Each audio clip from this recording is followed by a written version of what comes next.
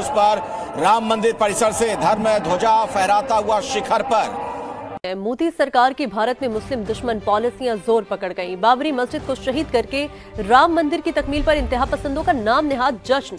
अयोध्या में 1992 में तारीखी मस्जिद को शहीद किया गया था। भारतीय नजरें उस अंबर की तरफ जहां से भगवान का आशीर्वाद जैसे इस अद्भुत पल में इस धरती पर, इस देश पर आ रहा हो, जहां पर 11 फीट बाई 22 फीट ये ध्वज लहराए। हिलाली साहब, आप समझते हैं कि पाकिस्तान में का ख्वाब शर्मिंदा ताबीर हो सकता है? सिख फॉर जस्टिस के रहनुमा गुरपतवंत सिंह पुन्नू ने ऐलान किया है कि जिस दिन खालिस्तान बन गया, राम मंदिर की जगह बाबरी मस्जिद बनाएंगे। खालिस्तान दा मुल्क बनाया, इसे अयोध्या, इसे राम मंदिर विच दोबारा बाबरी मस्जिद बनाई जाएगी। साडी अयोध्या में भव्य दिव्य राम मंदिर बनकर तैयार हुआ तो बहुत सारे लोगों ने, जो भारत में बैठे हुए थे, उन्होंने सवाल खड़े किए।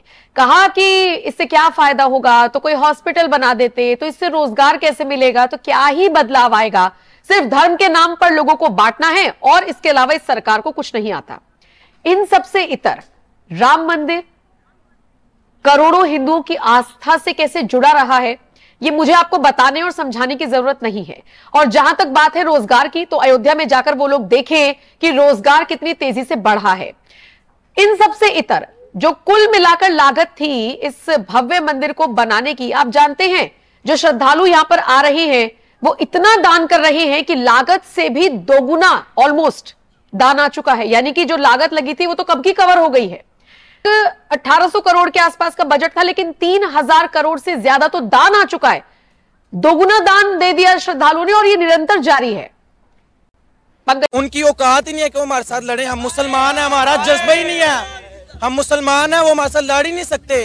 बल्कि जो इवेंट है, जो सेरेमनी है, ये एक ग्लोबल इवेंट है। अच्छा, जब मैंने इसको चेक किया और मैंने देखा तो पता ये चला कि बहुत सारे जो मुल्क हैं उनके अंदर राम टेम्पल की पर डिस्कशन हो रही है और वो कह रहे हैं ये ग्लोबल इवेंट में ट्रांसफॉर्म हो गया। पाकिस्तान में जब मंदिर डिस्ट्रॉय होते हैं, क्या वो खबर आप लोग नहीं देखते? ऐसी खबर मैंने नहीं कभी देखी। बहरहाल वो दिखाते ही नहीं है। फेसबुक दिखाते हैं, बिल्कुल नहीं दिखाते वो हमें। इंडिया का नाम सुन जी। इकबाल ने कभी कहा था, कुछ बात है कि हस्ती मिटती नहीं हमारी।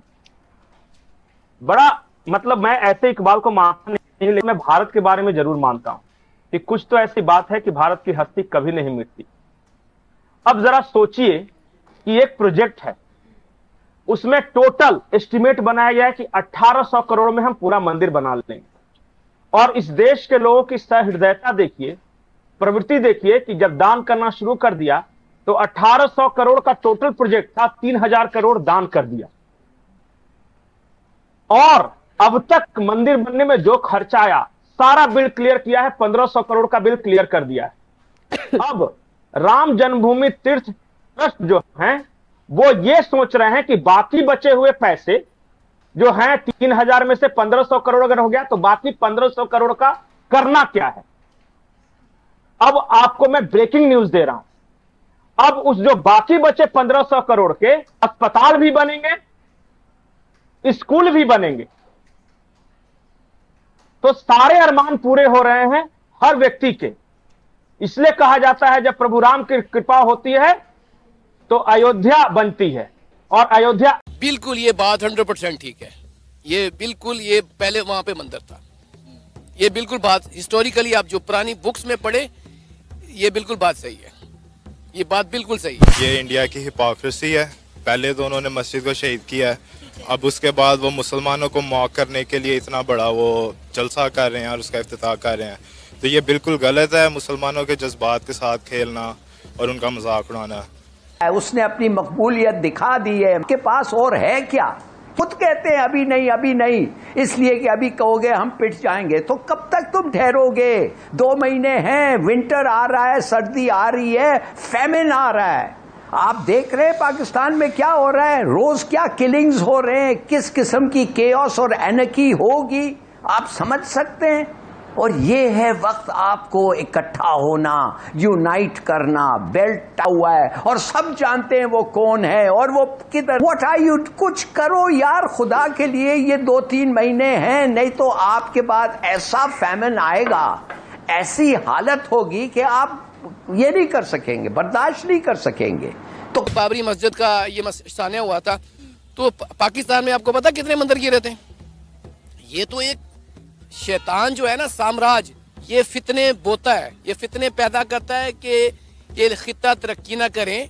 देखिए ना, हमने तो अपना मुल्क बिल्कुल तबाह कर लिया। आज इंडिया के रिजर्व देखे, 600 अरब डॉलर के उनके रिजर्व हैं, और हमारे जो 3 अरब डॉलर के हैं वो भी मांगे तांगे के।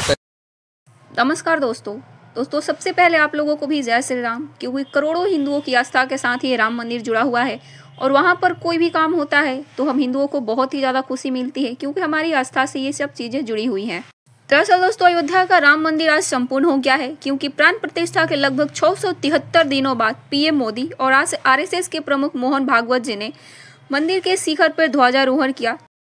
और जिस मुहूर्त में ये किया गया, बताया जाता है कि इस मुहूर्त का नाम अभिजीत मुहूर्त है, जिसमें लगभग 161 फीट ऊंचे शिखर पर ध्वज को लहराया गया। यानी दोस्तों, मंदिर का सबसे ऊपरी छोर, जिसको देखने के बाद करोड़ों हिंदुओं का दिल खुशी से भर गया। सबसे बड़ी बात दोस्तों, जब पीएम मोदी ने कांपते हुए हाथों से भावुक होकर जब इन्होंने ये किया तो दुनिया देखती रह गई, क्योंकि हम सब जानते हैं कि जब राम मंदिर का इनॉग्रेशन हुआ था तो ये ग्लोबल इवेंट बन गया था आज की तरह ही, और इससे भी ज्यादा भव्य, कि जिसकी धुन पाकिस्तान में सुनाई दे रही थी और आज भी दोस्तों इन लोगों के यहाँ इसकी धुन सुनाई दे रही है। जैसे ही दोस्तों ध्वज को लहराया गया तो मानो पाकिस्तान में आफत मच गई हो, कि इनको बाबरी मस्जिद याद आ गया। और एक पन्नू, जिसको सब जानते हैं खालिस्तानी है दोस्तों, इसने तो यहाँ तक कह दिया है कि जैसे ही इसके सत्ता आएगी, खालिस्तान बनेगा, तो इस मंदिर को तोड़कर ये लोग फिर से बाबरी मस्जिद बनाएंगे। इसके लिए इसने 25 करोड़ मुसलमानों को आह्वान किया है, चाहे भारत के हो या फिर पाकिस्तान के। तो ऐसी तो दोस्तों इनकी मानसिकता है। और जब देश के प्रधानमंत्री कहते हैं कि ये लोग देश तोड़ना चाहते हैं, तो दोस्तों लोग बिलीव नहीं करते। और जब ये लोग अपने मुंह से खुद इस तरीके का बात कर रहे हैं कि ये लोग मंदिर गिराने तक का सोच रहे हैं, तो सोचिए इनके माइंड में क्या चल रहा है। लेकिन इन सब के बावजूद दोस्तों आज अयोध्या में ध्वजारोहण हुआ, जिस पर पीएम मोदी ने भी संबोधन किया, और आज पूरे देश में खुशी का माहौल भी है। इसी के साथ वीडियो को लाइक कीजिए, शेयर कीजिए और चैनल को भी सब्सक्राइब कीजिए। $200 मिलियन से ज्यादा राम मंदिर के ऊपर खर्चा हुआ है, और कहा जा रहा है कि 1 लाख विजिटर्स हर रोज, 100,000 people will come there daily. ये ऑफिशियल एस्टिमेट्स बता रहे हैं वो। तो ये तो $multi-billion प्रोजेक्ट है। सो जिस तरह सऊदी अरब के अंदर अरबों डॉलर जो है वो सऊदीज कमा रहे थे, so India is going to get that attraction within all those places जहाँ पे हिंदू पॉपुलेशन ज़्यादा, for instance Sri Lanka, Mauritius and Nepal है, जहाँ पे ये है। सो प्राइम मिनिस्टर मोदी ने ये जो प्रोजेक्ट किया है, so it is going to give India religious, political and financial hub बनाएगा इंडिया को। इसको जो कुछ अर्सा पहले अगर आपको याद हो कि एक पार्लियामेंट, एक सीएम थे इंडिया के, मुझे किसी स्टेट का मुझे नाम भूल जाता है, बार बार स्टेट का भी भूल जाता है और उनका भी भूल जाता है। उन्होंने कहा था कि हमें, अमित शाह साहब ने कहा कि ये श्रीलंका, ये नेपाल, ये सारे जो हैं ये हमारे साथ अटैच हो जाएंगे। तो वो बेसिकली वो यही बात कर रहे थे, ठीक है जी, कि आज जो नरेंद्र मोदी ने अयोध्या के अंदर राम मंदिर की जो इनॉग्रेशन हुई है, ये सारा यूपी अगर आप देखें, सारे ऑप्टिक्स अगर आप फॉर एग्जाम्पल देखने की कोशिश करें, ये ऑप्टिक्स बहुत ही इंपॉर्टेंट ऑप्टिक्स हैं। ये ऑप्टिक्स इंतहाई इंपॉर्टेंट है टू अंडरस्टैंड कि इंडिया की जो है हम हैं यहाँ पे, और ये अब आपके बाद जो है ये एक $multi-million प्रोजेक्ट है, और यहाँ से पैसा आएगा, ये एक पॉलिटिकल रेलेवेंस देगा। सो ये वेटिकन है, this is a Vatican of Hindus, this is Mecca